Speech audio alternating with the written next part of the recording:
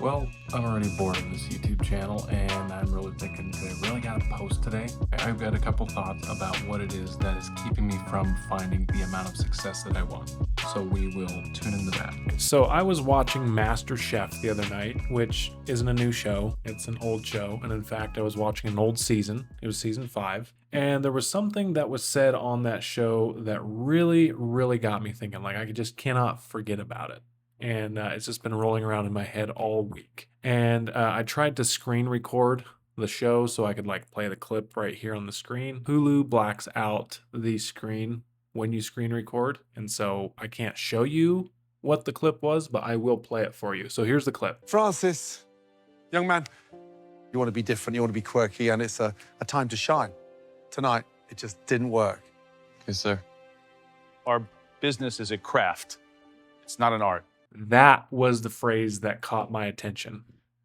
Our business is a craft. It is not an art. And I just got to thinking about that. And that just like stood out to me so much. And like, why does that resonate so much with me? So I got to thinking about it and I thought about it. And I think this is the way that I have been approaching success. Because if you look at successful people, there's things that a lot of those people do. Why is it that like I've tried video marketing, I have tried a podcast, I have tried a financial services business, I have tried a hunting YouTube channel, I've tried all of these different things, and I've never found what I would call actual success in any of those things. And I think it was what they said right there. Success, or whatever I was trying to do, there is a certain aspect of it that is a craft. I think what I've done so many times is I've tried to put my own creative spin on something that I'm really not great at. I have a lot of natural abilities. I'm fairly naturally talented, and so I can pick stuff up very quickly. But I think where that's actually hurt me is it's never actually challenged me enough to where I've had to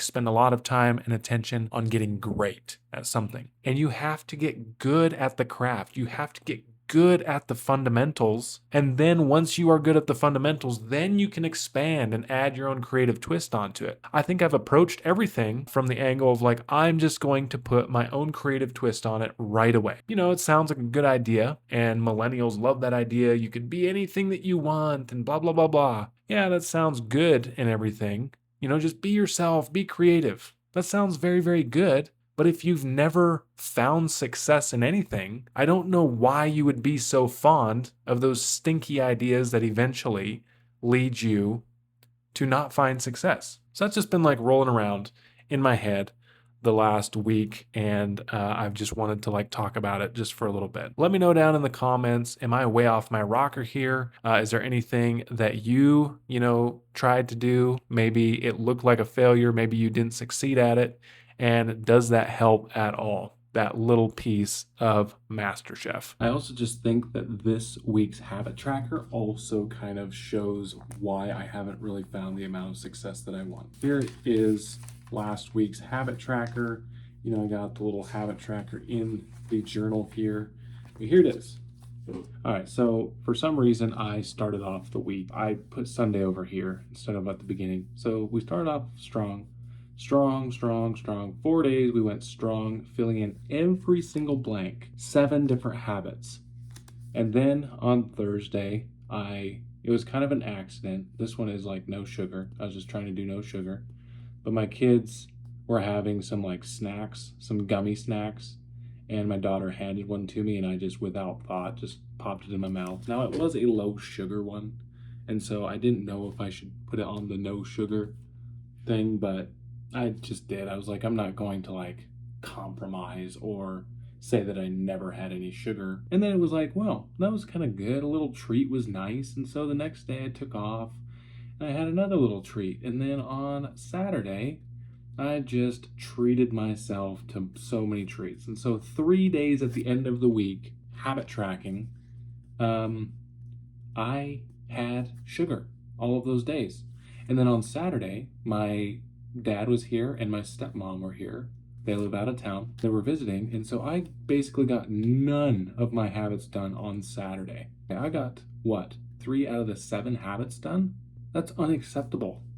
And especially when I started the week off like this, come over here. I mean, this is just all colored in, all good, all the way up to here, and then just dive bomb. And you look at that and you're like, well, you got the majority of it filled in, which is true. That's a win.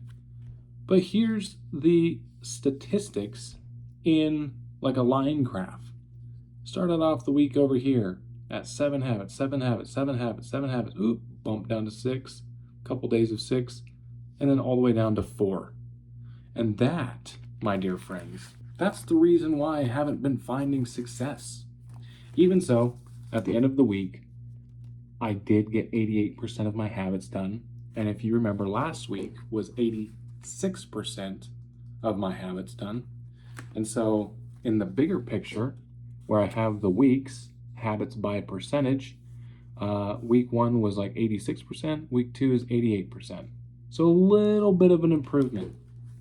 But if you think about it, and I think this is why I get so down on myself sometimes, and probably a lot of other people, I've heard other people talk about this. When you tell yourself that you're going to do something and then you don't do it, it automatically creates distrust in yourself. And when there's distrust in yourself, you move with a lot less confidence. It's just, if you look at it, I said, well, I'm going to do all of these habits every day for this week, and I only told 88% of the truth.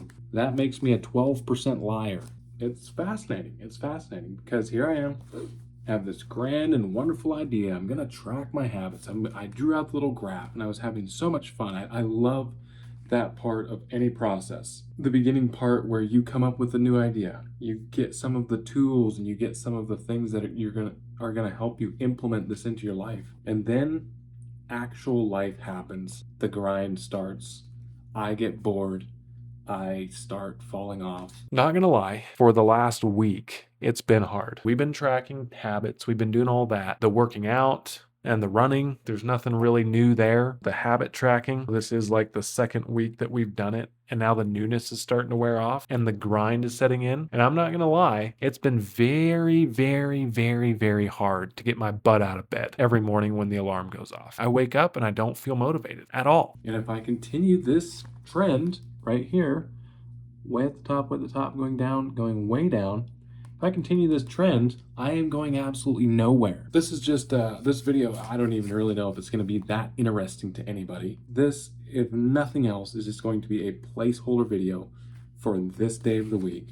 I am not giving up. I am going to keep on moving. I am going to keep on running. I am going to keep on kicking butt, because there was a lot of good things that happened this week. I got paid yesterday, and there's something that happened. I paid all of the money due to Discover. I was late on that card for months and months and months, and I just kept racking up late fee after late fee after late fee after late fee, and now we are all caught up on our payments. The card is not paid off by any stretch of the imagination, but we are caught up on all of our payments there. This is the new total of our debt. Sorry, not the new total, but the new totals.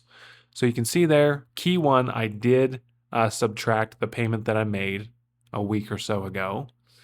Key two, still at 4976. Discover was that 12,881, but then I could subtract that 568, which was the payment that I made this morning. That one is at 12,313. So the Discover new balance of the Discover is 12,313. I haven't made any payments to my father-in-law or my brother-in-law. I figure that they will probably get paid off maybe after the first or the second KeyBank credit card.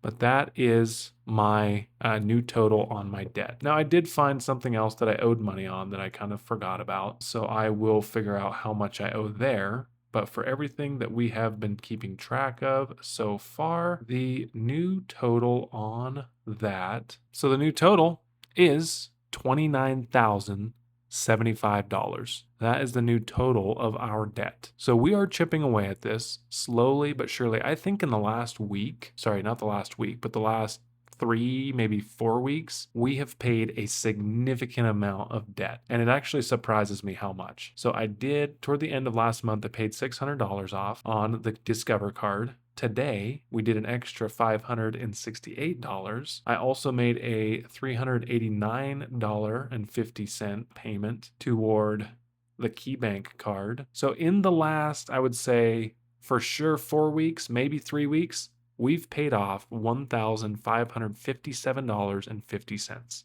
To me, that is crazy. Why is that crazy? Because I've only had a regular job, job job, 9 to 5, which it's not a 9 to 5. It's actually an 11 till 8 job. But I've only had that for not even 3 months. And we're all caught up on our credit card payments. We're all caught up. If it's up to me, I have paid the last late fee. And we did this in a couple of months. That's very, very exciting to me. Very, very exciting to me because I haven't even started getting paid the incentive, which is kind of like a commission that my job has. So like once we start making an extra $1,000, I could make up to $2,000 every month in incentive. Like that wouldn't be too far out there. We could start kicking out debt super, super, super, super quick. So fast. And it's just like we talked about. It's that axe going up against that tree, pow, hitting it at the same place every day. Every time we get paid, make a credit card payment. Every time we get paid, credit card payment. Bomb, bomb. And it is sad. It is sad that we do have to do that. We're not saving the money for ourselves. That is sad. But at the same time, it is also very, very exciting because we have a plan, we have a clear path to pay off all of our debt and to be debt free and to start saving a lot of that money for our future. So we are saving a little bit now. I started a plan back in 2024, added to it, took some months off because we were just broke. But the reason is like time is either your best friend or your worst enemy when it comes to saving money. Even if it is just a little bit, that habit of saving money that we started when we were dead broke, I believe that habit is going to take me places in the future. I believe that building the right habits, focusing on the right thing, and really, really making progress and tracking all of that stuff is going to lead me to the life that I really, really want. I am so glad that, you guys are here, you guys are watching, and I do feel a certain amount of accountability now that I have this YouTube channel and I make these declarations and people are watching and there's even some people that have subscribed. Thank you very much, by the way. It's almost like having an accountability partner and it's really, really good for me. And so, there's this thing inside of me. It's like, oh man, do I really got to put out a video this week? Nothing really exciting happened. Why would I even want to? I am going to do it because I'm going to look like one big old fat liar if I don't put any video out at all. So even if it's a bad video, we're going to put a video out. Hope you guys are enjoying this and glad to see you guys watching. Glad to see you guys subscribing. And we will see you guys next week.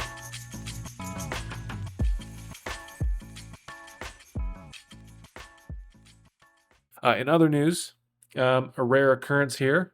My hair is actually combed while I'm videoing.